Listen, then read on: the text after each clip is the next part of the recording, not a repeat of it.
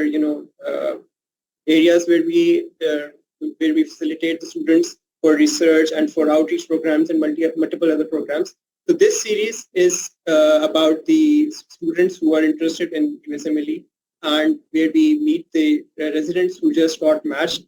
So first of all, I would like to thank Dr. Zanota, because we invited plenty other residents and they had very busy schedules. And thank you so much, Dr. Zan, for taking out your time, because we can understand that it must be a very difficult time. You all must be really busy with a lot of paperwork and stuff to do. Thank you so much for taking out your time and for being so flexible with these time schedules. So the speaker for today, Dr. Zainul, as I just introduced. So over to you, Dr. Zain. Thank you.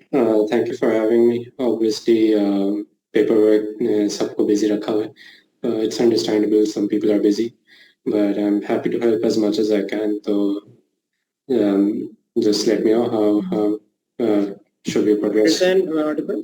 Yeah, can you hear me properly? Then there was a time when I committed myself to medicine. So neurology is quite a specialized field of medicine. So what made you decide? What made you incline towards neurology in particular? Yeah, so maybe ऐसी bumpy road थी. I had different interests as well. So I liked ophthalmology और neurology. फिर basically 5th year में मेरे जब neurology की rotation हुई, so that's when my interest developed actually, when I saw the patients and I आपको symptoms आपके सामने देख रहे होते हैं ना, तो it seems really more intriguing then. So that's when my neurology interest started, and उसमें बस ये complexity अच्छी लग रही थी कि you're not giving up a lot of medicine for that subspecialty. So you still are involved in everything else. आप kidney के functions में भी आप involved होंगे, आप liver के functions में भी involved होंगे. So you have a wide understanding of everything. Neurologist में you have to be a specialist of psychiatry, ophthalmology, musculoskeletal system. So I felt like this is a good specialty. I'll be able to have a command on different other things as well. So as I said, I liked ophthalmology as well. So neurology में subspecialty and neuro-ophthalmology की. So I went for a rotation for neuro-ophthalmology in Houston, and वहाँ पे like it kind of solidified for me कि ophthalmology में मैं a lot of medicine में छोड़ रहा था कि I was इसमें बस focus था on the eyes. But with neuro-ophthalmology, I saw कि आपके multi-organ system में disorders काफ़ी हैं, and उसमें ये नहीं था कि I'm also giving up my passion जो एक ophthalmology का था, and I felt like कि मेरे पास I'll be having the best of both worlds this way. So that's why I decided to pursue neurology. Multi organ approach होगी, तो it just felt right for me. I feel like some people, when I ask them about neurology, they have this view that the quality of life of the patients themselves is not that great, because patients come in with debilitating neurodegenerative diseases and there isn't a lot that you can do about them. Stroke patients and people usually do not leave the hospital in a very good shape. So that kind of takes a toll on the doctor as well. So what's your take on that? Yeah, I had that concern as well. I did my house job in neurology, civil में. So that's a discussion that I had with the postgraduates over there as well. And again, that was a conversation I had with every neurologist, because it concerned थी मेरी, because आपको फिर आप patient को stabilize वगैरह कर लोगे उनका disease, तो फिर भी आप cure कर लोगे. Lekin they have a very long road ahead for physiotherapy. A lot of counseling की भी ज़रूरत पड़ जाती है. So that was a concern, but फिर मुझे एक डॉक्टर ने बताया, बहुत ही सीनियर डॉक्टर थे, वो ये कहते 20 years में we've had more than 25 drugs for multiple sclerosis itself. सिर्फ एक disease की बात हो रही है. Multiple sclerosis के 25 drugs add हुए हैं within the last 20 years, and you never know कि अभी भी इतना research उसमें चल रहा है कि we will have something जिससे improvement, obviously drastic improvement होगी. So that was something that really helped me getting क्या कहेंगे satisfied with the answer basically. And उसमें ये था कि जिस condition में मरीज आ रहा है, you're still taking them out of that position and trying to get them at a better position. And उसके बाद भी you're helping them and long term patient care होगा फिर. So I also like the fact of longitudinal care. So that was also something that really helped me get over that roadblock. Yeah, I agree. So for the people who are interested in areas that have potential areas of research and potential areas of answers that need to be questions that need to be answered, like neurodegenerative diseases like Alzheimer's and Guillain syndrome and Prion disease, and so many other diseases that don't have any answer yet. So I think that neuro must be quite exciting in that particular sense, that you have a lot of areas to explore, that a lot of areas that you could contribute to the society as well. Yeah, I'd like to add something on this as well. During my house job, I had two patients with GBS. So like they were paralyzed from the waist below, and उनका जब हमने पूरे treatment process किया, and when they got that feeling back in their legs, they were उनकी जो like how grateful they were for the help that we provided, even though proper function अभी वापस नहीं आया था, but how grateful they were, जितना वो आपको वो respect दे रहे थे, जितना वो thankful थे, that really played a big part in my journey to choosing neurology. So it's still fulfilling. Was there any other field that you were conflicted during this math cycle कि यार इसमें भी apply कर देना चाहिए? नहीं, I was really completely focused towards. Yeah, I was passionate about ophthalmology, but ophthalmology और neurology के बीच में ही था ये दोनों. Another interesting thing that I recently just found out from your interview right now is that you said you were interested in ophthalmology. Ophthalmology is one of those fields that I particularly found that in Dow at least quite dry तरीके से पढ़ाई जाती है. It's not that इतना interest build नहीं किया जाता उसमें, like बिल्कुल ही fire कर दिया जाता. So how did your interest build up in ophthalmology? What was that drawing point towards ophthalmology? Yeah, so मैंने A levels में अपने आगा खान में वो volunteering का program था, I applied for that and I was assigned in the ophthalmology department, and Khan at that time had one of the top ophthalmologists, दो-तीन ophthalmologists थे उनके पास, and they really जिस तरह से वो passionate थे about their field and उनका passion मैं देख रहा था, it really showed me it really showed an helped me develop an interest. Basically, I like the fact कि उसमें आपको medicine भी आप practice कर रहे हैं, उसमें surgery भी है. I also wanted to do something with my hands, so I wanted some surgery aspect within my field. And उसमें ophthalmology में ये था कि work-life balance भी हो रहा है. So I really liked वहाँ पे मेरा passion develop हुआ. Then during my clinical years in Dow, I try to see कि कहीं और passion मेरा develop होता है या सिर्फ ophthalmology है. तो general surgery का मुझे lifestyle मुझे अच्छा नहीं लग रहा था. Even though I liked surgery, but I didn't like the lifestyle of general surgery. बाकी internal medicine का मुझे था कि cardiology, gastro वगैरह उसमें इतना interest develop नहीं हुआ मेरा. But neurology was something that seemed really interesting to me. और फिर जब मैंने bridge देखा between neurology and ophthalmology, so I was like, okay, this is a good field for me. That's amazing. So we must be having a lot of students who are in their preclinical years as well. So they must be quite confused between surgery and medicine. And just like many students, शुरू में सबका ये होता है कि surgeon बनेंगे, neurosurgeon बनेंगे. So like neurology में कुछ procedures कर सकते हैं? What are the procedures that a neurologist can perform, like CT, lumbar puncture? Yeah. So yeah, they're mostly office procedures mainly. अगर आप regular neurologist, general neurologist की बात करें, तो you can do an EEG, you can do IMGs वगैरह आप कर सकते हैं. lumbar puncture आप clinical अगर hospitalist side पे जाएं तो lumbar puncture करते हैं.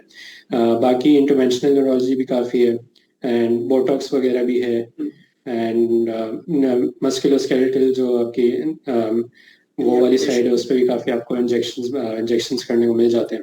तो this won't be proper procedures, आपको प्रॉपर प्रोसीजर्स पे आपको इंटरवेंशनल न्यूरोलॉजी में मिलेंगे.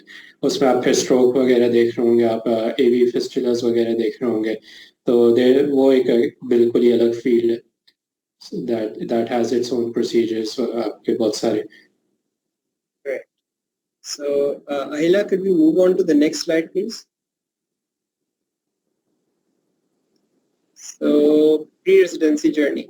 So Dr. Zain, you're an applicant of this match cycle, 2025, and you graduated in 2022.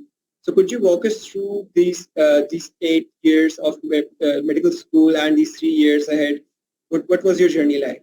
तो बेसिकली डाउ में तो ये था कि रिसर्च वगैरह सबका उस वक्त शुरू हुआ था तो उस वक्त I dabbled in research a little bit उधर जहाँ पे थोड़ा इंटरेस्ट डेवलप हुआ I try to learn something कि मैं अपनी तरफ से भी कुछ कर लूँ तो लॉट ऑफ मेटा एनालिसिस वगैरह उसकी तरफ मैंने फोकस किया ड्यूरिंग माई डाउ years तो फिर फोर्थ ईयर में जब कोविड की वजह से ब्रेक आई तो then that's when I decide कि स्टेप 1 की तैयारी शुरू कर लेता हूँ I took my step 1 just before my final year exams. फिर I graduated उसके बाद house job की मैंने पूरे 1 year. After my house job, I went for observerships. So I did 2 observerships उस time पे. एक neuro-ophthalmology में की और एक ophthalmology में की. तो I was trying to get a research position off of that. So basically, I was in contact with a professor there. So I was working on a research project with her. तो ऐसे ही मैंने एक opportunity लेके मैं एक observation भी कर लिया ऑप्थेमोलॉजी में तो दैट्स मैं वहाँ से फिर after coming back from the United states फिर मैंने अपना स्टेप 2 दिया मैं step 2 got delayed because of the research obligations that I had उनके साथ तो स्टेप 2 दिया एंड देन फिर डिसाइड वापस अब न्यूरोलॉजी के लिए मैं अप्लाई कर लेता हूँ बिकॉज द रिसर्च थिंग वो it didn't work out like remote research work कर लिया था but it wasn't solidifying into a position तो फिर I decided to apply for the match in neurology I went again did a couple of rotations वापस से fresh rotations मैंने कहा कर लेता फिर मैंने apply किया for the match and I took my step 3 in November as well after applying and इस बार match इस March में match हो गया So your rotations were entirely okay go on Yeah, sorry. I worked as a medical officer off and on between after my step 2 and before my rotations as well. So you stayed clinically active throughout your journey. That's great. So you were looking for a research position like research associate or postdoc positions in America? Yeah. And you were working remotely. Yeah, so basically I had a research collaboration with a professor in the US. उनके साथ मैं काम कर रहा था and उसके साथ साथ I used that connection to help work out a research position के कोई postdoc मुझे मिल जाए because उस वक्त I was trying to get ophthalmology as well. तो ophthalmology के लिए आपको postdoc करनी होती है then आप apply कर सकते हैं because it's a competitive field. तो उस वक्त मैं फिर remote research पे काम कर रहा था उनके साथ बट फिर वो डिटेल्स में थोड़े मसले हो रहे थे तो फिर I can't apply fulfill that role तो फिर वो basically a remote position थी basically. And this was a paid position or an unpaid position? No, it was an unpaid position and that was the problem. Okay, I can see. Okay, great. So how many publications were you able to complete before your match? Yeah, so I had 4 mails published theme by the time I was applying for the match. The 4 were published and I had 6 in the pipeline and I had three presentations as well. So basically a lot of we get distracted on the numbers के research के publication a lot of people try to go for maximum numbers के 10 20 कर लें but just as scores का सबको पता चल गया कि कैसे आ रहे हैं लोगों के scores तो publications पे भी अब question mark आ रहा है so the people encourage कि impactful research हो meaningful research हो instead of having 10 to 20 research I won't discourage that but फिर भी आप you have to make sure कि you're not just churning out numbers quality research आप churn out करें during my interviews मेरा एक research जो ophthalmology वाला था that really played an important part because वो एक gender and racial disparity study थी basically so that played a really important part because the diversity and inclusion is really important so they were really impressed by that कि this is something different ये normally candidates में दिखता नहीं है उन्हें so that's where you have to focus instead of just churning out meta-analysis updated meta-analysis आप churn out करते रहे so that's something that people should be aware of. And out of the 10 researches that you did, were all of them towards neurology and neuro-ophthalmology, या फिर थोड़ी diversity थी उसमें? नहीं, starting वाली जो like my research wasn't neurology focused. Like I think I only had two neurology related studies, but बाकी मेरी random medicine वाली थी and then ophthalmology वाली थी, and that's not what the programs are looking for. Like अभी neurology इतना competitive हुआ नहीं है कि आपको इतना neuro focused होना है. But it doesn't come off as negative because ये मेरी जो ophthalmology वाली researchers थी, they were good talking point in my interviews as well. It didn't raise any red flags for them. So they were not concerned that you were showing interest in these particular fields, या फिर क्या कहते हैं you नहीं, you can play that off as like learning experience. I just took them as a learning opportunity. And बाकी फिर आप कहो कि हाँ, obviously I was interested in this as well. And फिर मैंने like एक rocky road के through फिर मैं neurology पे फिर मैं आके settle किया मैंने. But they appreciate the journey, they appreciate the honesty as well. That's really potential areas of interest भी you can show कि मतलब इस area में भी I was exploring versus yeah. And it didn't play bad because neuro-ophthalmology एक fellowship है within neurology, so that's how I played it off this movie. So Ayla, could you move on to the next slide, please? So Dr. Zain already talked us about the timeline for steps and USCs. So you did your 2 observerships right away from after completing your house job, right? Yeah. And then you did a couple more after completing your, when were you done with your other observerships? So I got done with my other observerships in August and September of this year, 2024, right when I was applying for the match. So you did only observerships, or were you able to get a few electives? Yeah, so the problem was I graduated right around the time of Corona. तो मैं तो like उस वक्त elective सारे बंद थे, and even observerships weren't really easy for us to get. A lot of people had to use connections. They had to go to clinics. Alhamdulillah, I was fortunate enough to get hospital observerships around that time, जो मैं पहले बार गया था. So, but that was a really difficult period to get any electives or observerships because fresh off of lockdown. तो वो एक मसला था हमारे लिए. Stamp telerotations वगैरह भी हो रही थी, right? Yeah, telerotations were. Yeah, no, I didn't do any telerotations because they didn't really help a lot of people. Like वो बिल्कुल, I guess lockdown के अंदर वाले period में that really helped. But other than that, I'm not sure if that was really significant for other people. So what were the total number of USCs? I had 4. एक neuro-ophthalmology की मैंने की, फिर मैंने ophthalmology की, and like these 2 I got done in 2023. Then I went again in 2024. एक neurology की and एक internal medicine की मैंने. Could you move on to the next slide, please? So when I see the match applicants, I myself just graduated last year. So I was actually quite on the ledge to whether to do the house job or not. But then I decided that this kind of varies from person to person and from their kind of standpoint whether they need to do house job or not. So you as a resident, we need your insight to the house job for pros and cons of the match, especially in pertains to the neuro match. What would you say? I think house job really helps in having patient experience. It really polishes you कि आपको patient के साथ कैसे बात करनी है, क्या करना है, helps you or learn how to multitask, learn how to handle pressure, and really फिर आपका अगर observations वगैरह के लिए बाद में जाएंगे तो it really helps you act like a professional over there. मुझे ये house job का ये था कि really gave me patient experiences that I could talk about during my interviews. So I had really significant patient experiences and alhamdulillah वो neurology में ही थे, so they were really good talking points in my personal statement in my interviews as well.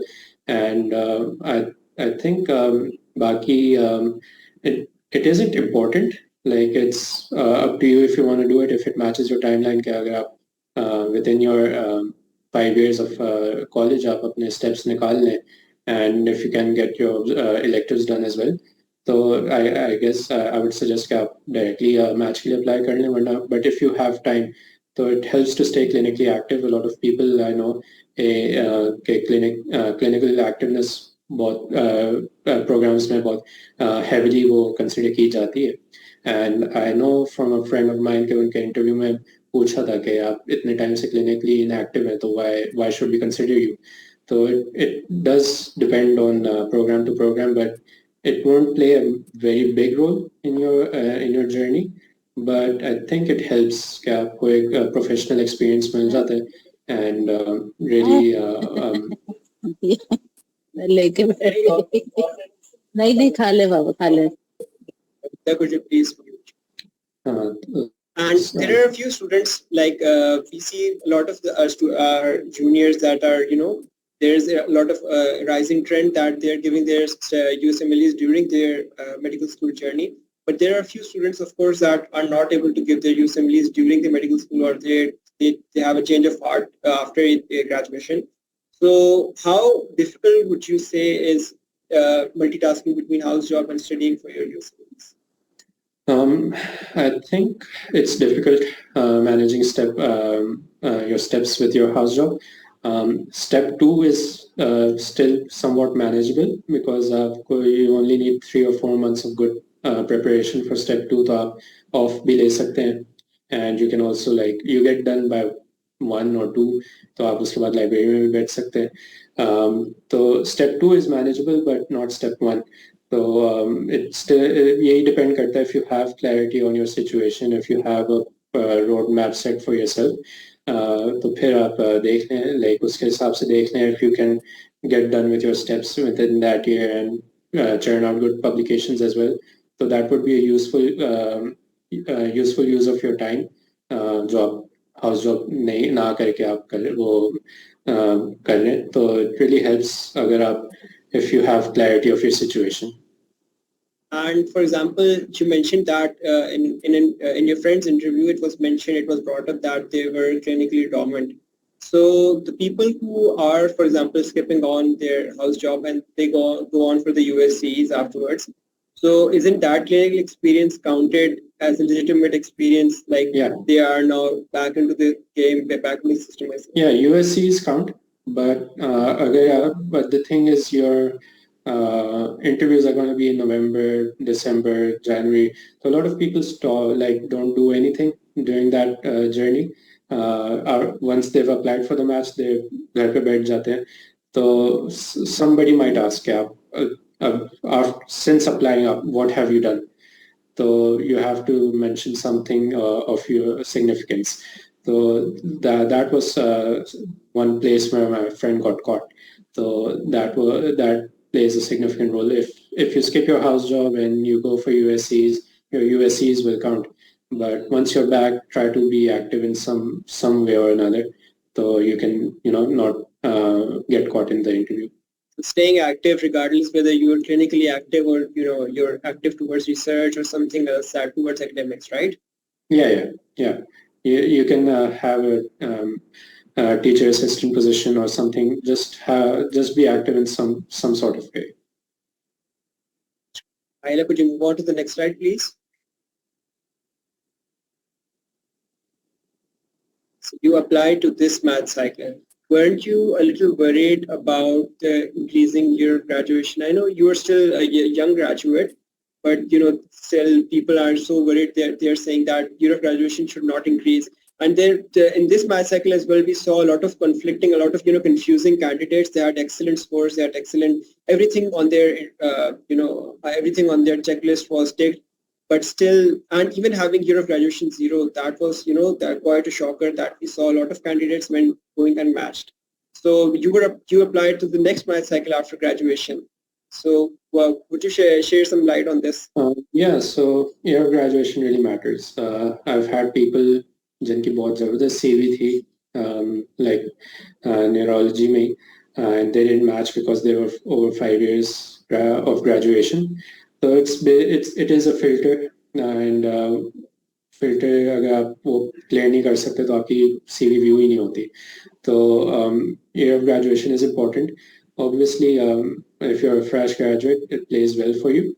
Here it comes down to other reasons. There are a lot of variables that come into play, but having a very come year of graduation अगर आपका हो तो that really plays in your favor. There have also been conflicting views about young and old graduates. Some people say that less than 2 is considered young graduate, some say it's less than 3, and some say it's less than 5. So where is the cutoff mark on this? I've heard a lot of people say it's 3. After 3 पे आप थोड़ा risky play कर रहे हैं. So I've read on websites of programs as well कि less than 3 years of graduation होना चाहिए. So it depends on program to program, but majority of the time मैंने 3 देखा है while I was making my list for the programs. So I guess I would say 3. Ayla, could you move on to the next slide, please? So filling the ERAS application itself, I've heard that is the main game changer between securing an interview and not securing an interview. Regardless of your potential, you might be a great candidate, you might have done extraordinary feats, but if you do not fill your application quite well, as I've heard from my other friends as well who've passed, I've heard that filling the ERAS application itself is quite a challenging task. I've seen people take months of the entire month of September and then submitting it just before the deadline. So what would you say about the ERAS application itself? Yeah, it's really important because it gives them a picture of who you are. Your experiences, they matter a lot. And it's an opportunity for you to show your potential and your personality. So it's really important, जो 10 experiences उसमें होते हैं, you have to be really smart on how you present them. It's basically your whole interview is based off of that and your personal statement. So they're going to notice the experiences that you have and they're going to talk about them. So उसमें जो आप details डालेंगे, they're going to be really important for your interview. बाकी ये है कि उसमें meaningful experiences आपको 3 डालने होते हैं, तो उसमें भी you have to really be selective of what you say and कि आप कितना impress होने कर सकते हैं with how you present your experiences. So that's really important. And I was asked a question about this as well कि 10 experiences सारे होने चाहिए. It's not really important. It can be 8, it can be 6, it can be 5. That's not really important, but they have to be good, meaningful experiences that should impress the person who's reading it. बाकी a lot of people ask कि clinical volunteer work वगैरह में क्या balance होना चाहिए. तो I wouldn't say कि there's a perfect formula, but मैंने जो किया था, I think I had 6 to 7 clinical और फिर 2 or 3 में volunteer work ही थे. तो volunteer work and research work. So there's no perfect balance. बस ये कि try to impress them through your personality within those descriptions जो आप डालेंगे. Yeah, so there must be some sort of diversity, teaching भी होनी चाहिए, research, and it must show that you are a realistic candidate. So that's really important. कि आपने क्या कुछ किया हुआ. Yeah, because your scores aren't discussed during the interview. They're just there for you to pass through a filter. Main जो चीज़ आपकी जो experiences वो देखेंगे, they're gonna see how active you were within things. They're gonna see कि आप कैसे candidate हैं overall. So you have to show them that you're an all-rounder, basically. So while filling the application for neurology, how did you reflect yourself in a particular manner to show that you are quite inclined, towards neurology? Yeah, उसमें basically आप अपने experiences पर फिर यही दिखाते हैं कि जैसे house job की थी तो I mentioned neurology की rotation within that, and कि मैंने procedures में lumbar puncture किया, मैंने neuro ICU देखा है. I've practiced within that setting. बाकी में जो थी observerships थी, neuro-ophthalmology की मैंने अलग से mention की, neurology की मैंने अलग से mention की. उसमें मैंने थोड़ा और detail में किया as compared to my internal medicine rotation. कि उसमें बस इतना ज़्यादा मैं डिटेल में मैंने नहीं बताया उसमें एंड मीनिंगफुल एक्सपीरियंसेस में मैंने अपने न्यूरोलॉजी एक्सपीरियंसेस जो सिलेक्ट किए वो ही डाले and with in those meaningful experiences मैंने थोड़ा न्यूरो का एस्पेक्ट उसमें डाला कि टू शो कि मैं मेनली न्यूरोलॉजी में इंटरेस्टेड हूँ because they want to see as well कि ये बंदा ड्यूल अप्लाई तो नहीं कर रहा through their experiences that they see because you can change your personal statement according to the program but आपकी CV वही एक ही रहती है same रहती है we're going to touch up on this dual application as well in the upcoming slides. Okay, so I'll could you move on to the next slide, please? So a lot of candidates are not quite comfortable when they're sharing their scores. So you've already mentioned about the number of researches that you have done. You've done meta-analysis as well. We know about your tradition as well. So could you share a little bit of light on your scores as well? Because I know a lot of candidates who have applied in this session for neurology, and I personally saw them as excellent candidates. I'm quite confused. I'm quite dumbfounded why they haven't matched in neurology. This might help them understand where they might stand or what kind of a filter is being applied first. Yes. What kind of predilection the programs have. So yeah, step 2 I had a 247, step 1 the pass tha, and step 3 I had a 215. Step 3 I just gave it because I was in the United States, so I was like, okay, this is the opportunity to make it. Baki year of graduation I've mentioned, I think we're less than 2 years tha mera.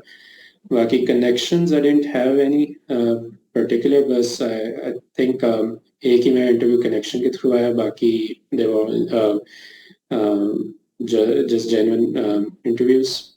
Personal statement is something that I would really say that is something really important. Personal statement से आपका interview वो make or break होता है. Like you're gonna get an interview if they're impressed by a personal statement. Interview में भी personal statement के ही बारे में बातें हो रही होती है majority of the time. So that's where you have to, give most of your time. I would say start working on your personal statements if you're planning on applying for the match this year, because तीन चार drafts तो आपके कहीं नहीं गए. You have to find the perfect story that represents you, and it's really important कि बिल्कुल regular personal statement की तरह नहीं हो. Majority of the people किसी relative को देख के ही medicine में आए हैं. Majority of the people किसी को कोई बीमारी थी within their family, and that is what made them go into medicine. Obviously there are genuine reasons. Try to play that off in a very good way ताकि वो बिल्कुल एक common person statement की तरह ना लगे. It's really important to work on that aspect. I would say कि main चीज आपकी personal statement ही है. I would say personal statement, yeah, go on. I would say majority of the reasons why I got interviews would be because of my personal statement.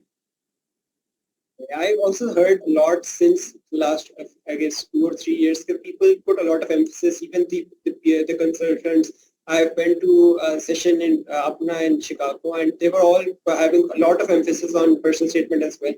So personal statement का कोई formula, कोई format, कोई set in stone होता है कि नहीं? कि मतलब I've heard that some people say that you have to start off with a story and then you have to connect it and link it with medicine and how you grew towards medicine or the area of interest that you are applying towards. Yes. Is there a connection? Is there a format to this, or that like you can just go with the flow and write a good story? Because I met with Dr. Gulrez Ahmed in Chicago, and he said that the best personal statement I read about a person, he did not mention anything about medicine at all. He wrote all about football, and he was just like passionate about it. And then most of his interviews even circled around this point that you mentioned about football. You were so passionate about it. That is important. सही बात कर रहे हैं, because I've read the personal statements of IMGs, तो उसमें they don't talk about medicine, and it's so weird. One of my friends जिसके साथ मैंने observership की थी, he showed me his personal statement. उसने बस न्यूयॉर्क के सबवे के बारे में बात की थी और कुछ और नहीं, मेडिसिन से लिंक ही नहीं है. He just mentioned how much he loved the city, and that was his personal statement और कुछ नहीं थी. But for us हम लोग थोड़ा extra करना ही पड़ता है हमें वैसे भी, because we're IMGs.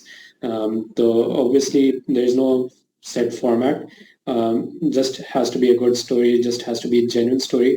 जिस तरह से भी आप play off करें, just has to come off really genuine. But यही है कि you have to show your interest in neurology at some point. But ये है कि आप link कर दें किसी भी तरीके से. But it shouldn't be something कि आपको उस पे बस अटके रहें. Try to show जितनी personality आप उसमें जितनी personality आप show कर सकते हो उसमें. That's important. Another challenge that I personally find, because when I heard about people putting a lot of emphasis on personal statement, and since I got good writing skills, I started writing my own personal statement. I found it very challenging कि जितना और जितनी उसकी limit होती है personal statement की, जो एक पेज की होती है. Yeah. So fitting that entire personal statement in that word limit, that is also quite challenging. So how are you able to fit your story, fit your personal statement in that word limit? Yeah, so it is a limit that really frustrates me. Basically मैंने ये किया था कि मैंने जितना भी मैं लिखना चाह रहा था मैंने लिख दिया. I think I wrote 3 pages और फिर I worked on that. mentors को भेजा, फिर हमने select किया कि क्या important है, क्या निकल सकता है. करते I got to 1.5 page. फिर मैंने बस ChatGPT की हेल्प ली कि थोड़ा पैराफ्रेजिंग हो जाए उसमें ये हो जाए. एंड फिर जो I still went like 1.25 pages तो मेरे थे. तो I was like चलो सही है, बस इतना कर लिया काफ़ी है. So it's not a limit कि आप सिर्फ 1 page तक ही रखें. You can go 1.5 page as well. But ऐसा होना चाहिए कि keeps the reader captivated. So you have 1.5 pages तक तो at least, but try to keep it under 1 page. But लोग कहते हैं 1 page रखना है, but you have till 1.5 pages. So get it till there. फिर ask your mentors कि क्या करूँ क्या नहीं करूँ. तो वो फिर बाकी लोगों के feedback के through आप you can get it into the limit. Personal statement को पहले ही ट्रिम करके मेंटर्स को भेजना चाहिए या मेंटर्स को आप अपना अनफिल्टर्ड भेज दो और उसके बाद पे you get in the reviews कि कहां से मतलब ड्रॉप करना चाहिए. It depends on the mentor कि आपकी कितनी उनके साथ बनी हुई है. If it's an attending और काफ़ी busy बंदा है तो they don't have the time. But ये कि obviously I had just my seniors तो वो उनको तो मैं भेज सकता था. थोड़ी बहुत बातचीत भी थी तो they knew कि हाँ चलो सही है, कोई मसला नहीं है. But you can take help of your friends as well. कोई ऐसी बात नहीं है. I sent it to my friends. मैं उनसे भी feedback लिया. फिर I sent it to my mentors. फिर उन्होंने feedback दिया. तो ये है कि you can basically बस एक regular reader को भी आप भेज दो. तो उनसे फिर आप trim down करके फिर आप mentors को भेजो. तो वो आप कर सकते हो. Yeah, so my follow-up question that you touched already on this was going to be about AI and ChatGPT. So recently I've heard that this kind of gets you in a lot of trouble if you use any sort of help from ChatGPT or AI. Because I've heard that there were a few candidates that mentioned on Apna that he wrote the entire thing ourselves, then we ran it through a plagiarism checker and they said it's all AI and it's all problematic. So ChatGPT ko how careful should a person be while using AI tools for training and for writing these kind of things? मैंने Reddit पे check किया, like obviously this was a concern. तो basically वो Reddit पे ये था कि even if you paraphrase it तो वो जो plagiarism checkers होते हैं वो उनमें code readings वगैरह होते हैं तो they pick up on that and say कि ये AI है. तो a lot of people recommended कि उस पे से आप paraphrasing करवा लें and then just type it yourself. तो फिर वो आपको मसला नहीं होगा. And I went through a lot of threads और genuine एक वो solution लिख रही थी. And basically आप पूरा ChatGPT से ना करना obviously, but places where you think कि आपको improvement चाहिए या आपको बिल्कुल भी कम नहीं कर पा रहे अपना length, तो तब आप use करें. And try to take feedback from ChatGPT as well. It's a technology. एक आपके फायदे के लिए है. You can ask it कि how captivating is this या इस पे मुझे feedback दो मुझे.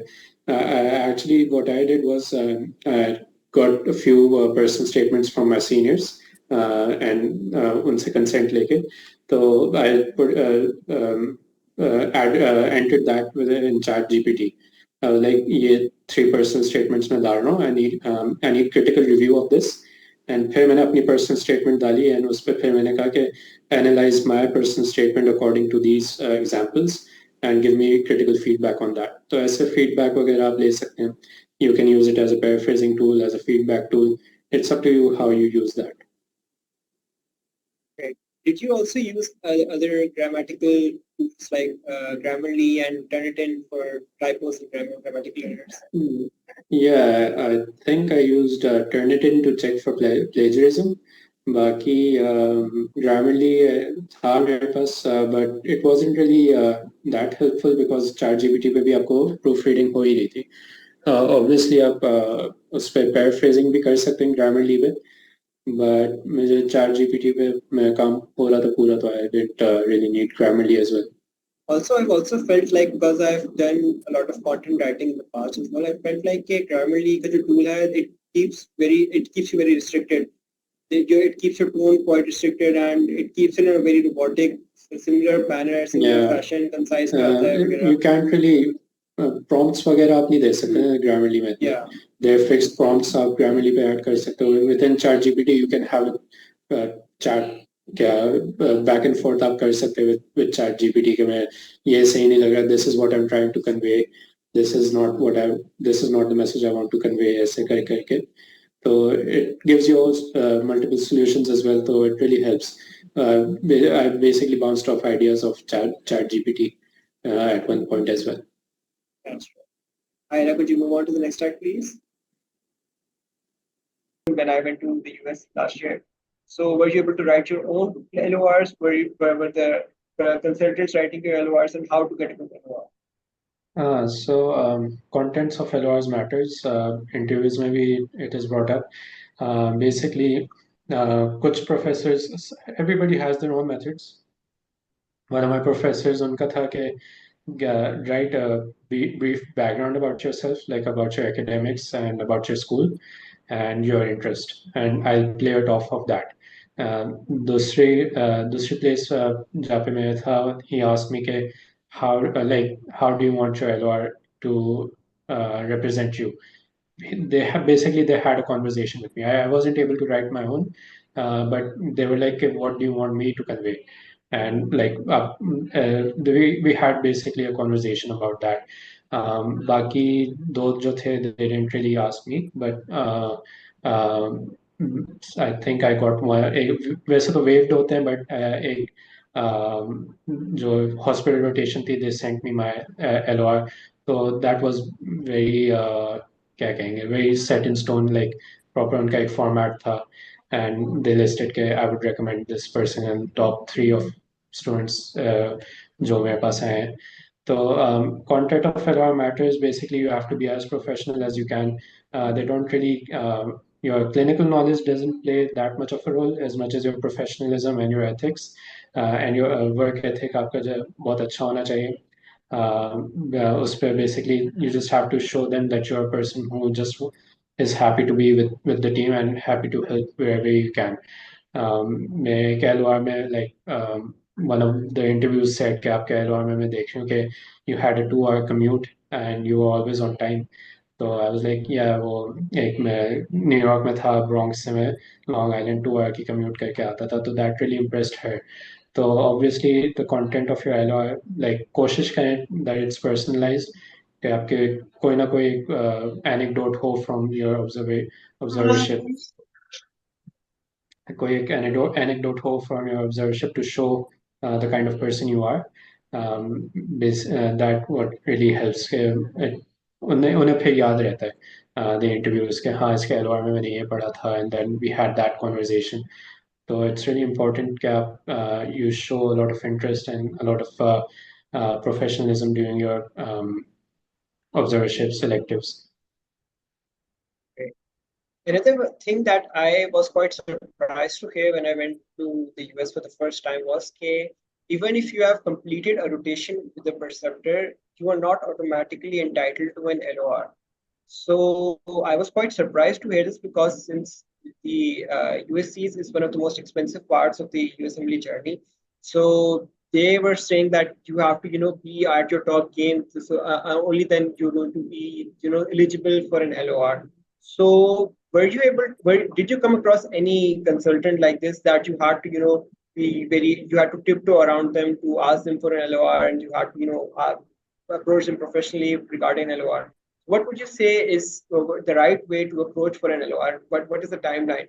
Because one of our rotations that we were doing, so we were quite scared. We were actually quite, we were quite concerned कि कैसे इनसे approach किया जाए LOR के बारे में. So one of our friends told कि try to approach towards the end, show your professionalism quite well in the early part of your rotation, and then towards the end just approach them for the LOR. So what would you say is the right way to approach towards consultants like these? Yeah, so everybody knows आप LOR के लिए ही आ रहे हैं, तो it's not really that much of a problem. But obviously, even if you perform a little badly, वो फिर भी आपको LOR दे देंगे. It won't be a really good LOR. It might be a generic one. So a lot of consultants know, okay, that's the main reason you're coming. So it's not really that much of an issue. But ये कि try to be as active, come on time, try to do as much work as you can, try to be on your top game. Obviously, you can't say right from the beginning कि मुझे LOR चाहिए, because ये एक sense of entitlement दिखा रही है आपकी तरफ से ना. So you have to be really professional about it. End of rotation, like I would say in your third or fourth week, usme you can approach them, ask for them, let them know, okay, you're applying for the match, if they have any advice, and then you can ask for an LOI as well. It would really help me in my journey from an esteemed professional like you. आपकी तरफ से मुझे LOI मिल जाए. So that your professionalism is what helps you out in these situations. Obviously, maybe an introvert who having these type of conversations is really hard, but everybody in the US is really approachable. But as long as you're not being really bad at your job, nobody's going to refuse an LOR to you. But basically, to get a very good LOR, जिसमें आपके कोई personalized LOR आपको अगर चाहिए, for that you have to really put a good impression on the consultant. So you can just, if they're really busy, so you can send an email. Try to set a time with them. I'm approaching the end of my rotation. I would really love to sit down with you and discuss my future career prospects with you. ऐसे आप approach करके फिर when you have that conversation with them, so you can ask them कि I would really be grateful if अगर आप मुझे LOR दे दें, and it would be really helpful during my journey. So it's basically that's how you try to get an LOR. I would also like to touch upon the point that you said that they're really nice people, because I felt that people over there, they're quite nice and they're quite approachable. They're very talkative, and you can be very comfortable around them. On the contrary, I felt that the people from Pakistani descent, they're a little difficult to talk to, and they're you have to tiptoe around them because you never know what's going to happen next. So I felt like they're quite approachable people. You talk to them freely and frankly, and you can get out of your zone and comfort zone, and you can speak to them freely about this. Yeah, they're very approachable people. Even people with Pakistani descent are a little scared, but वो भी थोड़े बहुत approachable होते हैं. There are only a few जो थोड़े तंग करते हैं, but वहाँ पे थोड़ा different है as compared to over here, where just like sir बाद में like after work कोई बातचीत वैसी नहीं है. But over here आपको lunch पे लेके जाएंगे, आपको dinners पे invite करेंगे. They're really nice people over here. Okay, something that I forgot in the previous slide was about the observership that you were able to get. What was the method of getting these observations? Did you write mass emails, or did you have any contacts that you reached out to? Were these paid or were these unpaid? Because these things matter a lot. These things are quite a make or break difference when you are going for your USCs, because travel and accommodation and the cost of the USCs, these three are the major costs that the people have. That is a quite variable factor in the USC part of the journey. So could you share light on this as well? Yeah, so मेरे time पे तो it was really difficult to get rotations because fresh off of COVID, तो mass ही मिलेगी कि for the first few rotations जो basically जो मुझे पहली रोटेशन मिली that was basically mass emailing में कर रहा था. One of the professors replied to me कि मैं स्पोर्ट्स फील्ड है लेकिन do email this guy, he might have a position for you. So that's how I got my first rotation. दूसरी rotation was the connection जो मैं जिस professor के साथ मैं रिसर्च करता हूँ उनके पास. I was like I'm coming to America, it would be nice to meet you and do an observership with you. तो वो मुझे मिल गई. Baki, well, when I came the second time, that was just through somebody I knew. उनके family friend थे. That's how I got that. फिर जो fourth मेरी rotation थी, that was me going clinic to clinic, just asking them if they're open to having an observer around. So that's how I got my fourth rotation. None of them were paid. बस एक पहली वाली मेरी थी जो Houston Methodist में थी. उनकी एक फी थी $400 की for rotation. Baki, I've seen a lot of programs that charge around $100,000 to $2,000. I wouldn't say they're worth it, but अगर आप like try to email as much as you can. कहीं ना कहीं आपको कुछ ना कुछ मिल ही जाएगा. मैंने भी mass emailing Also, भी की थी yeah. basically.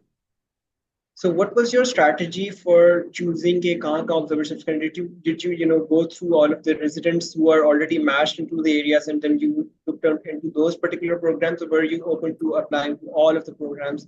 जितने भी possible मिल सकते हैं, जितने भी emails मिल सकते हैं. Yeah, so initially my strategy was that wherever I have people I know who I can stay with to reduce accommodation costs वगैरह. So that was my first approach, emailing people around that area. बाकी फिर I reached out to people who were residents, neurology residents जो डाउ के थे. I reached out to them if their program is open to observers or if they can tell me उन्होंने कहाँ पे observerships की थी and I could reach out to them. So that's how I got my other rotations.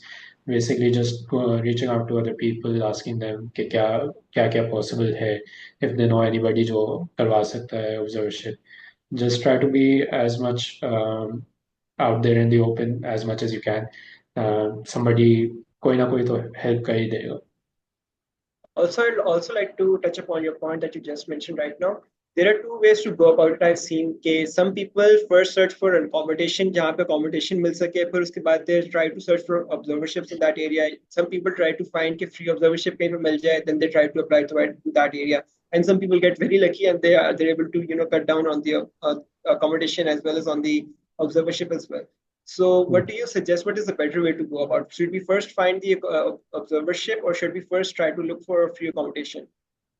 Yeah, I think we have to take a look at what our bank account allows.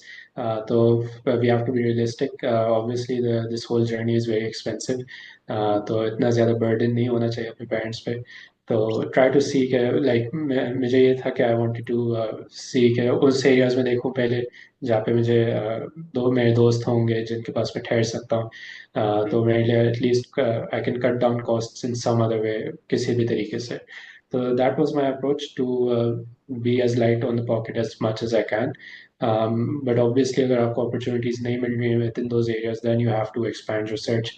So I got lucky in the fact that my first rotation वहाँ पे मुझे वहाँ जहाँ पे मेरे दोस्त थे, I got that rotation over there and I could stay with them. बाकी you have to keep basically you have to keep in check with reality. Obviously पूरी journey बहुत महंगी है. तो जहाँ पे भी आप बचा सकते हैं, you try to do that. Once that's not possible, here you expand your search and try to see what you can get. Hello, could you move on to the next slide, please? Yeah, so another thing that I've heard a lot of conflicting views on the signaling strategy as well. Some people say कि जहाँ पे आपका connection है, वहाँ पे आपको signal करना चाहिए because it shows very strong interest and gives a very strong likelihood of matching in that area. Some people say that if you already have a connection, then you should save your signals towards the other areas where you might need a reserve. So what do you think is the best way of securing the most number of interviews? Yeah, so basically the connection and the signal is something that would be my advice. जहाँ पे connection है वहाँ पे आप signal करें because once your connection vouches for you, they'll check कि इसने हमें सिग्नल तो नहीं किया, तो maybe he is not that interested in us. तो ऑब्वियसली अभी signals are really new, so we don't really have much data to say कि what works and what doesn't.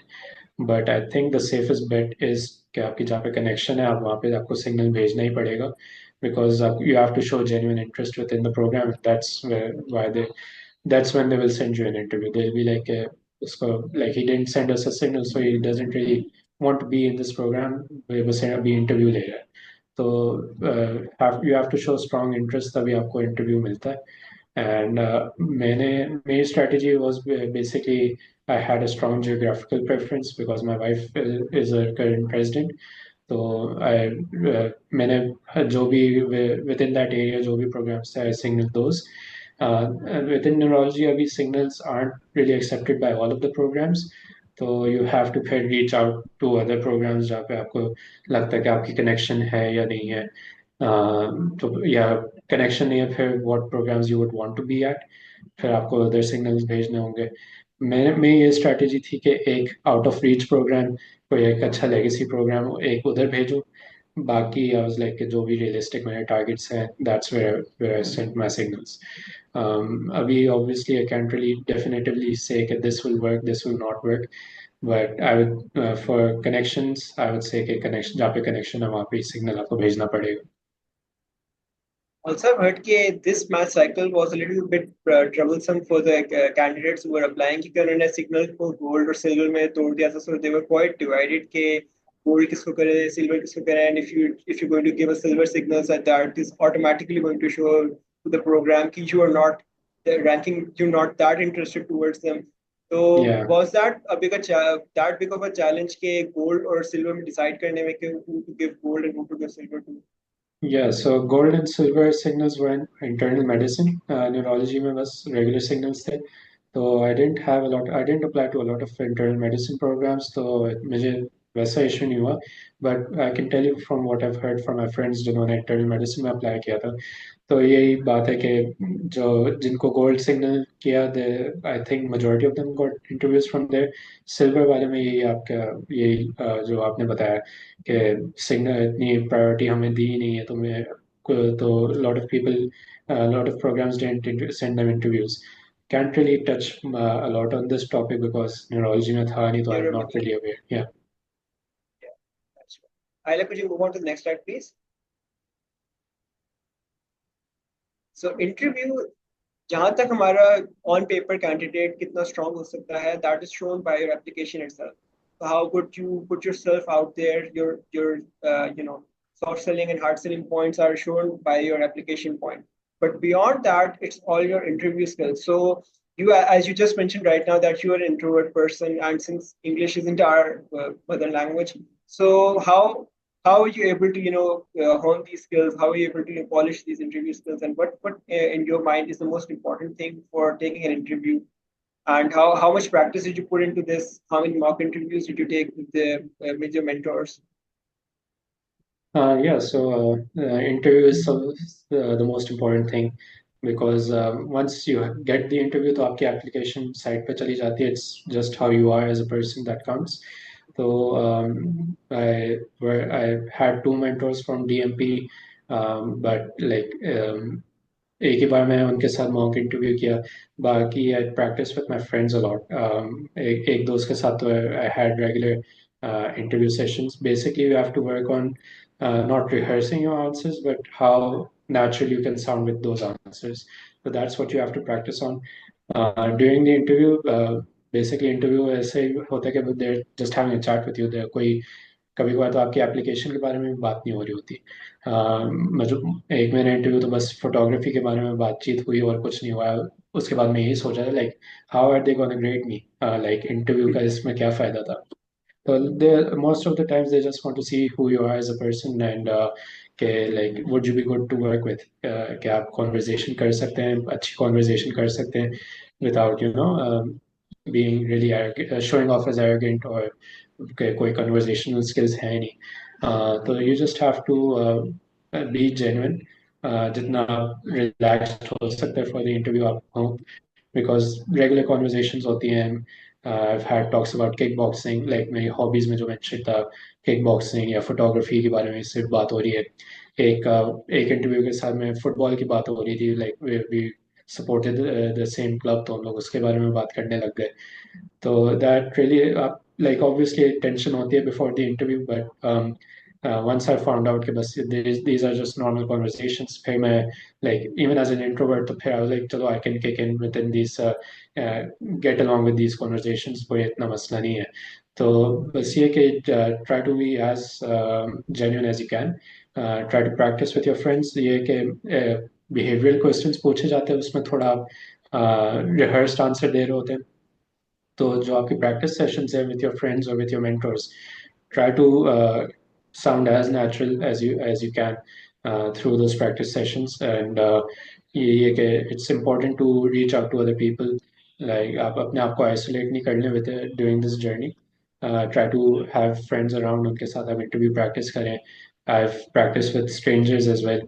मेरी दोस्त किसी और को भी ले आती थी कॉल में इंटरव्यू की प्रैक्टिस करने के लिए। वन ऑफ माई फ्रेंड, उसने रेडिट के थ्रू 50 कैंडिडेट्स के साथ अलग से इंटरव्यू प्रैक्टिस वगैरह की। तो इट्स रियली हेल्पफुल, जितना आप प्रैक्टिस करेंगे, जितना आप नेचुरल साउंड करेंगे, and just try to be as nice and as humble as you can be, so it really helps you during your interviews। So what is the general theme of the interview? Is it very casual, very formal, or somewhere in between? It's somewhere in between because you're interviewing with, I think, 4 to 5 people. It varies from program to program. तो हर बंदे की nature पे depend करता है कि वो आपके सामने वाला बंदा कैसा है। तो कभी कभार it's just straight to the point के अच्छा आपकी सीवी पे ये है तो talk about this, let's talk about this. कुछ इंटरव्यूज पे उन्होंने हॉबीज देख ली, बस हॉबीज के बारे में बात हो रही है। रेजिडेंट्स के साथ मैं के ड्रामास की बात कर रहा हूँ, चाय की बात कर रहा हूँ। तो it depends on the person जो आपके सामने, and you have to adjust के जैसा भी पर्सन है उसके सामने आप कैसे बात कर लें। तो that's really important. Try to work on your interview skills as much as you can. Obviously आप जो प्रैक्टिस करते हैं, जो बेसिक क्वेश्चंस होते हैं, that you can practice on, but जब इंटरव्यू में कॉन्वर्जेशन हो रही होती है तो you have to be good in your conversational skills as well.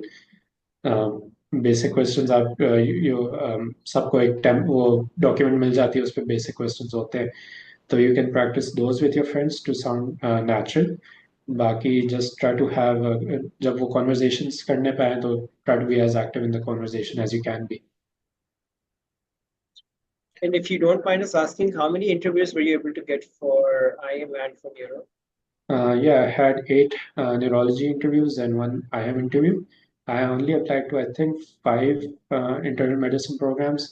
बाकी में majority मेरे neurology के ही थे।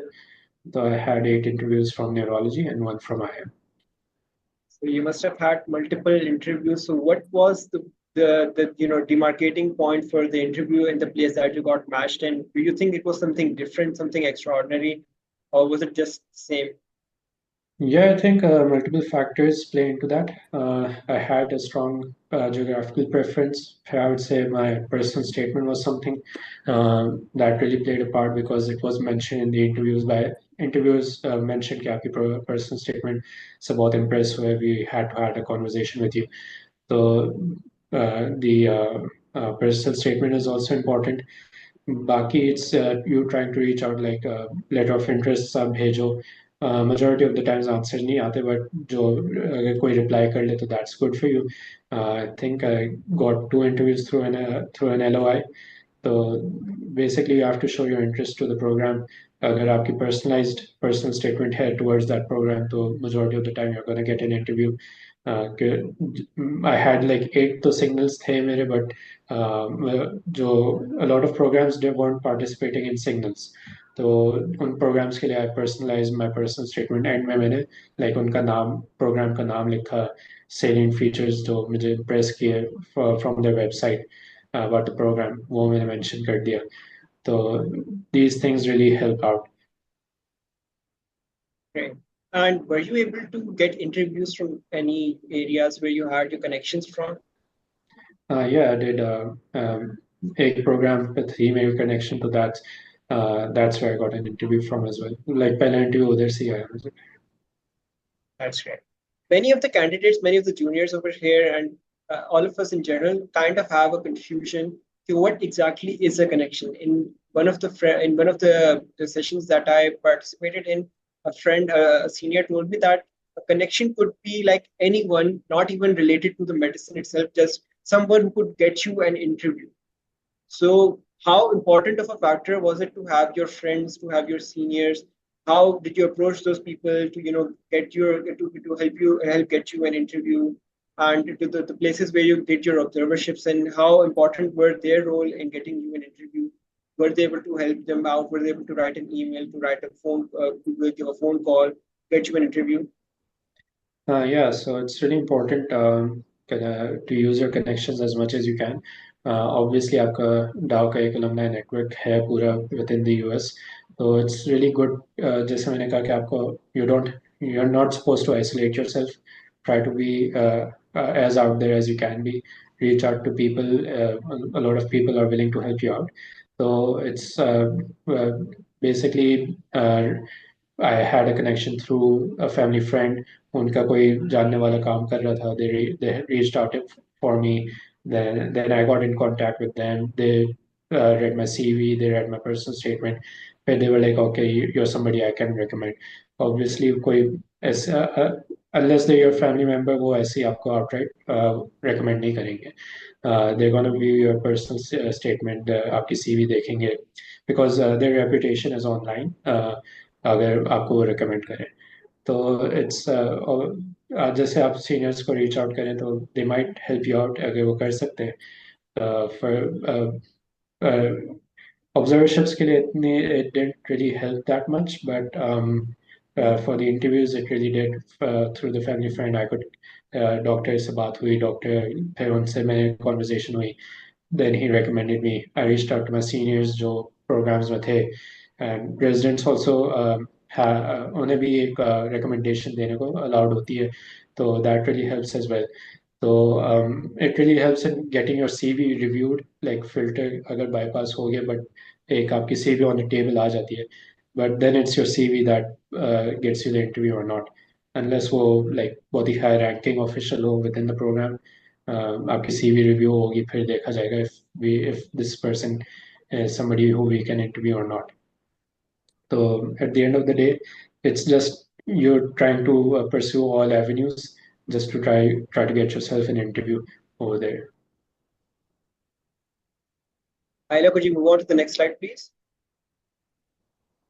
So as we mentioned earlier, you are a dual applicant. So neurology is an allied field of medicine itself. So dual applying is viewed with conflicting views. Some people say that it gives a very bad impression to the places that you are applying to, and it sort of gives like a last resort kind of an impression on the programs that you're applying.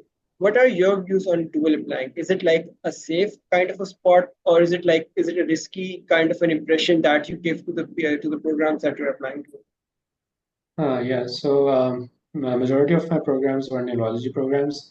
जो मैंने IIM में apply किए थे वो basically भी हुआ because वो prelim programmes की वजह से मुझे अप्लाई करना पड़ा था. एडवांस्ड न्यूरोलॉजी प्रोग्राम्स की वजह से मुझे प्रीलिम में उनके अप्लाई करना पड़ा. I only applied to like one categorical IIM program, वो भी that was just the hospital जहाँ पे मेरी वाइफ काम कर रही थी as a last ditch resort. So I technically did not dual apply in the normal sense of the word. So, but I have friends जिन्होंने किया था, and it's really risky because you have to balance your ERAS CV पे, because आपकी ERAS CV सारे programs को एक ही जाती है. So if you can't really show much of your interests in one on one side of the aisle, कि आप neurology दिखाएं या आप IIM दिखाएं, you have to show a balanced approach. उसमें फिर आपको neurology फिर थोड़ा कम करना पड़ेगा. तो that's not really beneficial for you. But again आप personal statement को आप हर program के लिए different रख सकते हैं. तो उसमें आप you can show your interest properly in your in that specialty. So that's where you can change your application a bit, but your area CV will have to be balanced then. फिर आपको rotations भी अपनी और LORs भी आपको balance रखने पड़ेंगे. You can request your preceptors कि वो एक न्यूरोलॉजी का एक अलग बना दें और IM का अलग बना दें, and they're open to that. वो इतना इश्यू नहीं होता. So it's a risky thing to do, but I have not seen it play in favor a lot of the applicants जो मेरे साथ थे इस बार. So I'm not really sure. Yeah, because the people I know were just mainly neuro applicants जिनका match हुआ. And dual applying, मतलब अगर connected fields में हो, so that is little less riskier, right? When as opposed to, for example, if you are applying to completely different sorts of fields. For example, I had a friend while I was in Chicago. He had dual applied in medicine and surgery both. So they are on the opposite ends of the spectrum. So I think that is a little more riskier compared to, applying to something that is an allied field of the core field. So Yeah. that would be better, right? Yeah. Obviously, medicine or surgery are different things. आपको फिर दो अलग-अलग interests, you'll have to manage that कि आप कैसे present करो.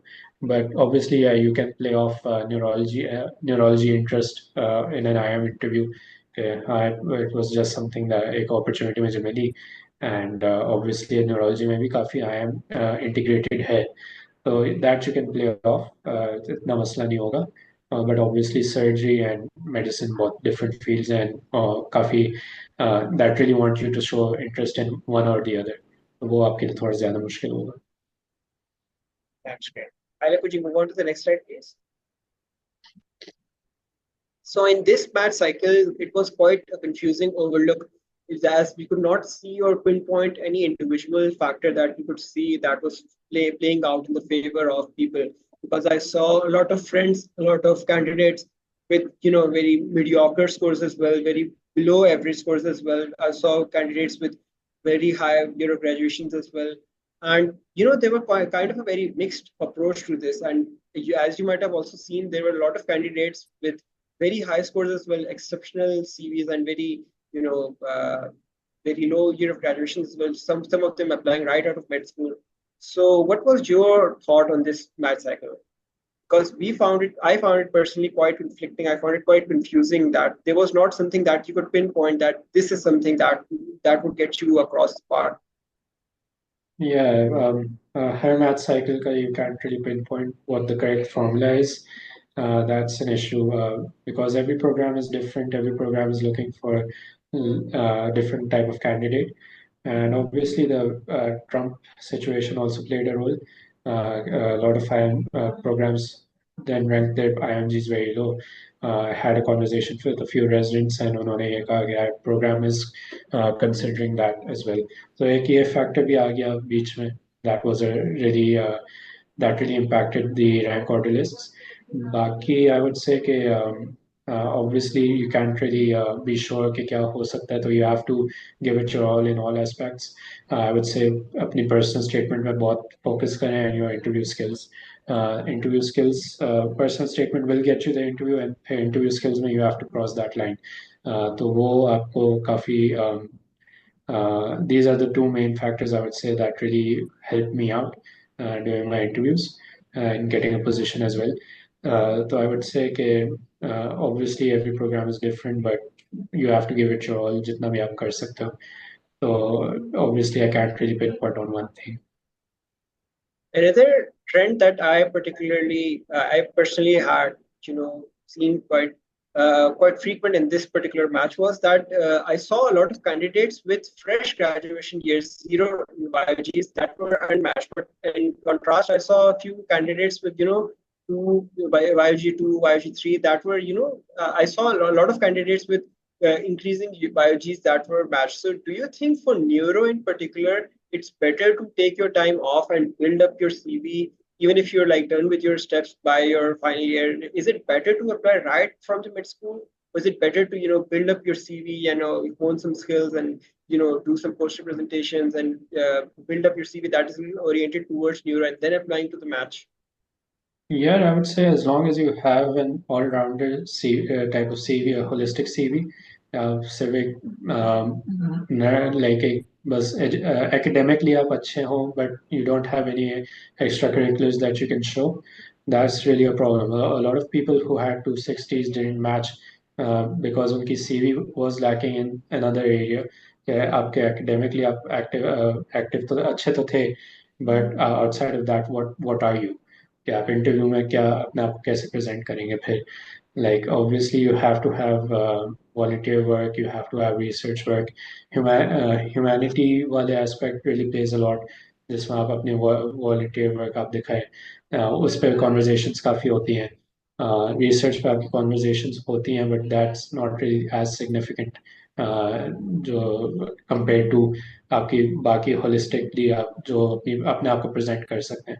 I wouldn't say taking time off would help, but just be active as much as you can during your med school. Try to be active in the societies क्या एक active role play कर रहे हैं एक चीज में. So as long as you can have a CV which shows your personality, that will help you out. But for example, let's say if there's a student who was quite focused on giving their USMLEs during the medical school, and during that time period, they were not quite active outside of the academics. They were not quite active outside of, for extracurriculars. So would you recommend that they should take some time off and then build up something oriented towards neurology that shows their interest towards the field and then apply? Or do you think it's still worth it to apply as a fresh graduate?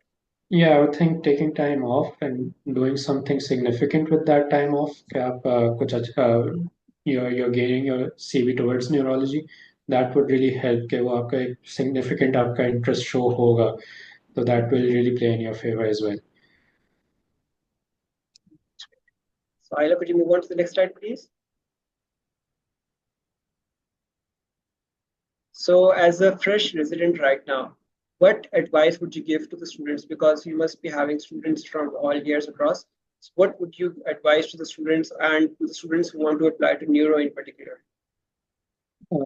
एक important advice would be कि जो research का जो culture बन गया है, churning out numbers, don't fall into that. Try to do research, but try to make sure that it is significant, कोई meaningful type of research है. Because they don't really focus on the numbers, they focus on the quality of research over there.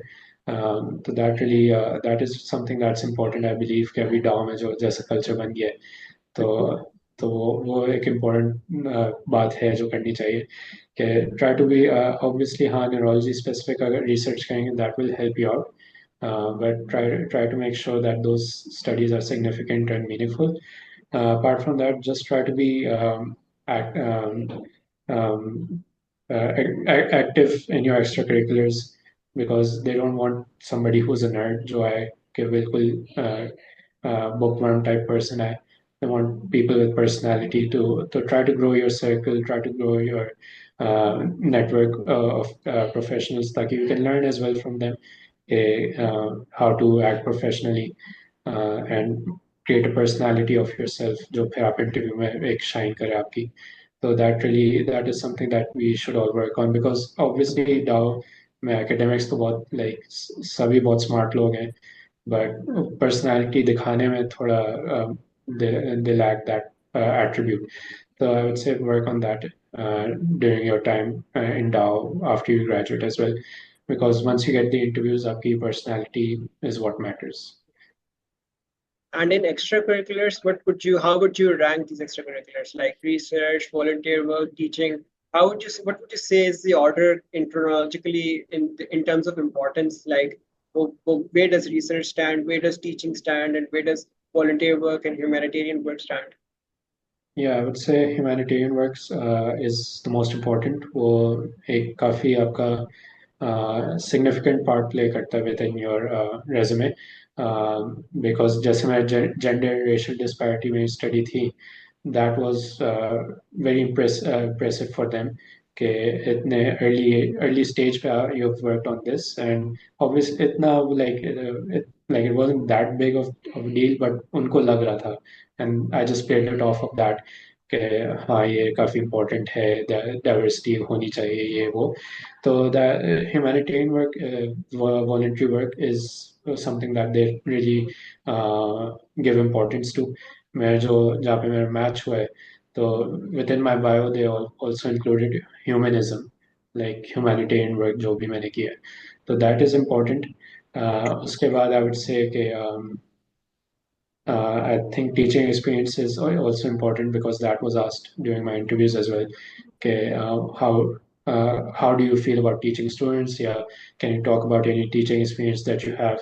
Although मेरी CV पे कहीं teaching experience वैसे mention नहीं था, but it was talked about during the interviews because that is something that they're looking for. As a resident, you will have medical students. Even अगर आपका community program भी है, I think कभी-कभार students rotate over there as well. So that is something that really is important for them. Research, I would say, is third on the list because अब सबके पास ही research है. And जैसे IMGs के तो I think अब 10 basic researches अब सबके पास ही होती है. तो they know जैसे लोगों के scores आ रहे हैं वैसे ही लोगों के researches भी आ रहे हैं. So that वो अब importance अब थोड़ी low हो गई. Although it helps you pass a filter, but it's not that important. Yeah, humanitarian work and teaching is really important for them. I want to touch up on teaching as well. Do they particularly look at teaching, just medical stuff or just medical students, or do they view teaching, younger levels as well as something impressive? For example, if someone is teaching A-level students or O-level students, is that also considered something meaningful experience that someone could add? For example, I myself am a teacher. I teach A-levels and O-level students. So is that something that I could include in my Yeah, application as well? they just want basic teaching experience. They know कि अभी आप you're a med student, अभी आपका कोई set वो goal अभी वो है नहीं कि you're experimenting इधर उधर, you're trying to learn new stuff as well. So they're not going to be really stringent on कि आपने medical students को नहीं पढ़ाया, तो like that's not an issue. Any kind of teaching experience कि you have experience of being able to teach students, that's what matters to them. And it's really helpful. Like काफी, it's gonna play a good role in your interviews as well, inshallah. And does mentorship also fall under the umbrella of teaching? For example, like we have got a very excellent program in Dow called Near Pre-Mentor Program, NPM. So does that also fall under the umbrella of teaching as well? Yeah, it does because you're guiding the person through a journey. So it also counts as a teaching experience. Basically, they know okay, you're able to handle guidance sessions. You're able to help out students where they need to. So it's a good experience to have. Also, regarding volunteer work, there are a lot of volunteership opportunities in Pakistan as well, and in America as well. There are soup kitchens and there are outreach programs for the homeless people. So, do you think there is any difference between the volunteer experience that is done over there in the US versus the volunteer experience that's done in Pakistan? Because there are a lot of institutes that have excellent volunteer work, like SAUT, Indus Hospital, and even there are remote programs like rural outreach programs that our own societies have in town. Is there any difference, or do they hold them in the same place, the same boat? नहीं, they hold the same importance, and I think आपका volunteer work within Pakistan would be even more like you can play it off significantly. जैसे SAUT में एक दिन में I think they see around 300 to 500 patients. तो that आप उसको like आप build up कर सकते हो, उसको बहुत बड़ी चीज़ दिखा सकते हो, and they're good experiences as well. Like American people go to African countries to do volunteer work, तो obviously हमारा ज़्यादा significant ही है compared to that work. And वहाँ पे भी आपको थोड़े limits होते हैं within United States of the volunteer work that you can do. So obviously जो आपको opportunity easily available है within Pakistan, you should capitalize on that. That's great. Ayla, could you move on to the next slide, please? So now we have an open Q&A session. So I've been the only person who's been talking with our host today, and he has taken out his precious time. So I want all of you, if you have got any questions, please, you could unmute yourself and ask your question, or you could write it in the chat box.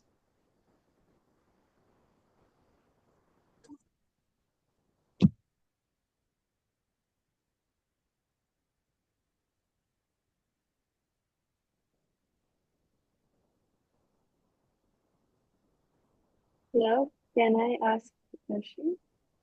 Yeah, sure. Go ahead, Faisal. Okay, so I wanted to ask, can you please elaborate, like, what do you mean by impactful research? Because there's a lot of, research societies in Dow or like there are opportunities, but they give you like a second, like a third or fourth authorship. So does it really a meaningful experience? Like, just elaborate, like, what do you mean by the impactful and the meaningful research?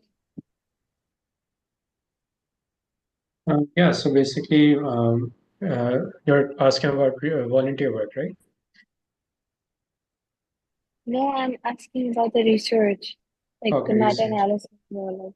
Yeah, so basically meaningful, I would say you have to see what's trending within the United States at the moment. Obviously, diversity and inclusion is something that's important. आप healthcare workforce में देखें कि क्या significantly play हो रहा है. Right now, जो आप research में जैसे trends देख रहे हैं, meta analysis पहले बिल्कुल एक rare चीज consider की जाती थी. अब it's everybody is doing it. तो अब उसकी importance खत्म हो गई. जैसे bibliometric studies थी, at one time they were considered very high quality research. Now bibliometric studies aren't considered high quality. अब तो कोई publish भी नहीं कर रहा है. तो meta analysis have been, समझ लो saturation आ गई उसमें. So you have to dabble into other types of research. There are basically जो उनके क्या कहते हैं, जैसे उनके वो जैसे CDC वंडर वाले रिसर्च है, डेटाबेस रिसर्च वगैरह, they are also very impactful at the moment because अभी इतने सारे लोग कर नहीं रहे. ऑप्थेमोलॉजी का मैं बता सकता हूँ कि देवर डेटाबेसेस, डिफरेंट डेटाबेसेस जिसमें आपको प्रोसीजर्स वगैरह की डिटेल्स मिल जाती थी, इमरजेंसी प्रोसीजर्स की विजिट्स की डिटेल्स मिल जाती थी. तो you have to look into that for the particular area of interest for yourself कि उसमें क्या क्या databases which you can access and which you can work on.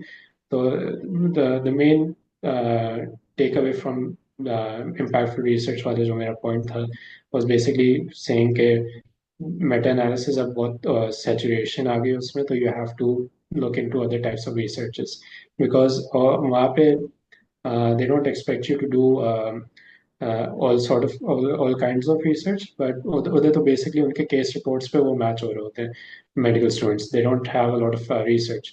So even if you can do a case report, अगर एक बहुत ही rare चीज आपको मिल जाती है, बहुत ही वो that plays more for you as compared to as meta analysis. Interesting हो कुछ or different हो, that's something that's really important right now.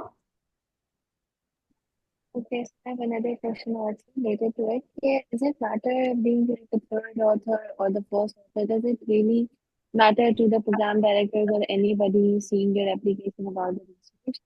And my last question is like in the Dow, there are so many societies, and you are offered being a director or associate. So does these positions matter? Like being like I'm currently a director in a society, we chat.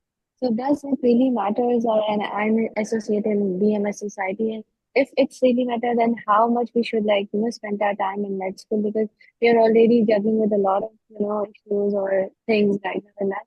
So like just give me overview like does it really matter being in different societies in Dow or just a mere volunteer work?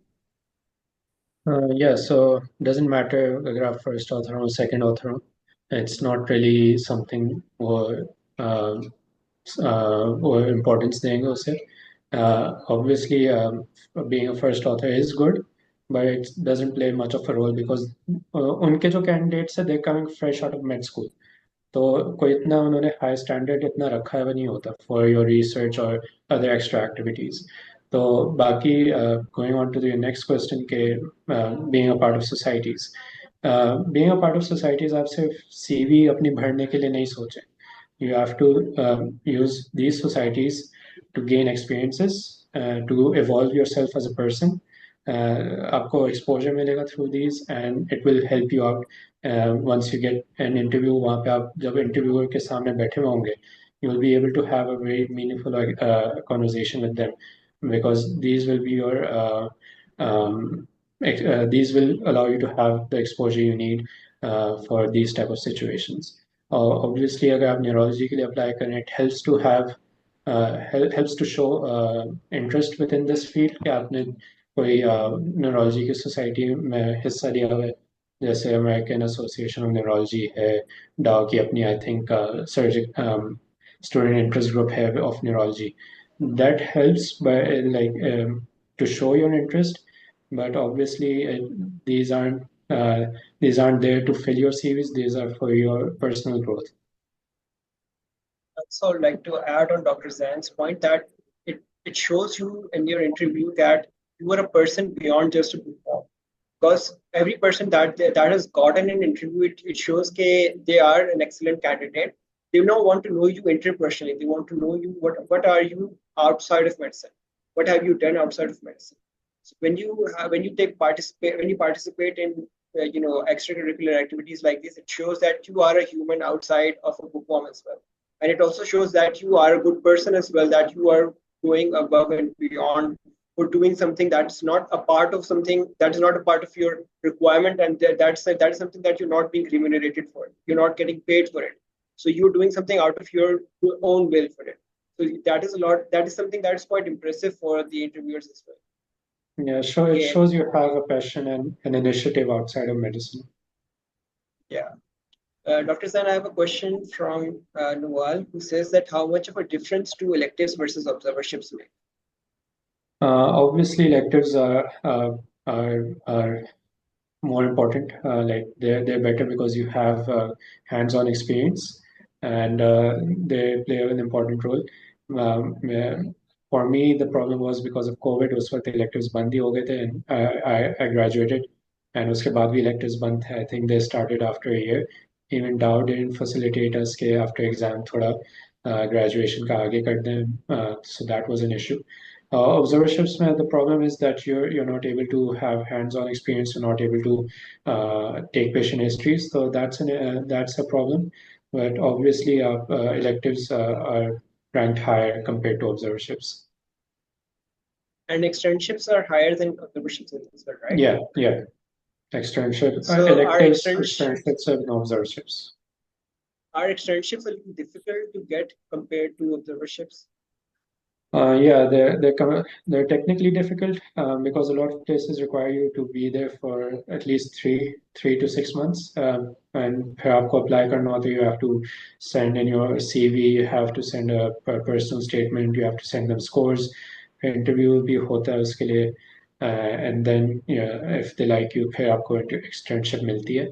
But with an externship, you are technically an unpaid resident, so obviously that is considered a very good opportunity for you because you're playing an active role in the patient care. So it's helpful if you can get one, but obviously electives should be your priority.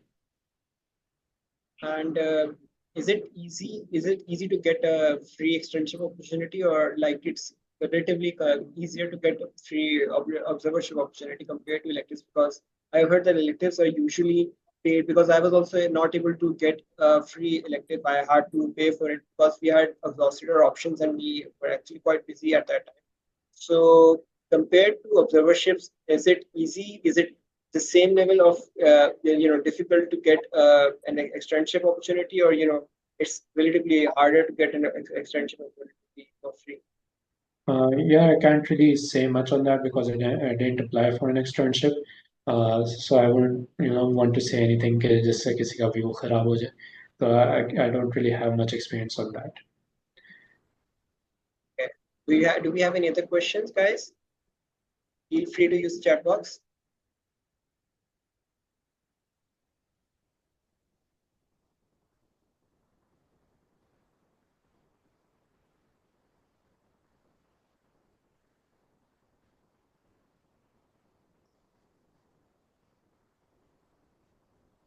I also have another question. Thank you for answering before questions. I really want to ask, like, which year is the best to give a step on, like third year or fourth year? What do you guys suggest? Like, giving it third year is beneficial or like fourth year? I think in third year you're new to clinical rotations, so it's a little difficult to adjust to that. But I think fourth year would be the best time, like starting of fourth year. If you can start studying within your third year and give it any time within your fourth year, that would be a good opportunity, a good timeline for you. Because step two doesn't require a lot of studying because your basic concepts are formed with your step one prep.